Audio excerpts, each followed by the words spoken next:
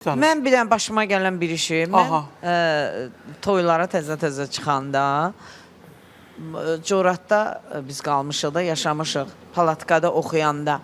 Məsələn, tamaşaçını gördüm ki, getmir ki, belə otururduq da. Yəni qız ansamblı belənçinə. Qoy dursun, ayaqqabısına baxım, görüm nə geyinib, sonra gedim. Toy qutarıb ha. Oturmuşuq.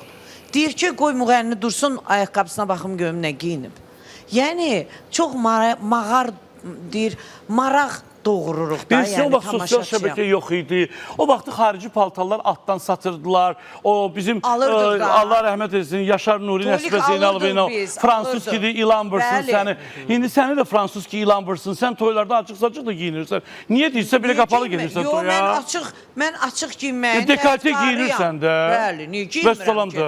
Ayıbdır be ya. Yox, kim deyir? Əslində müğənni olar. Amma bir də görsən toya gələn insanlar müğənnidən betər açıq giyinirlər. Mən toya gedirəm, o açıq-saçıq söhbətinə gəldiyi. Mən 50 dəfə evdən çıxanda özümə baxıram ki... Sən də 50 dəfə bir idmandan gəlsin, lakin giyinib gəlmişsin. Mən elə el məclisinə gedirik də, bilirsiniz, yox, toy elə bir şeydir ki, el məclisinə gedirik.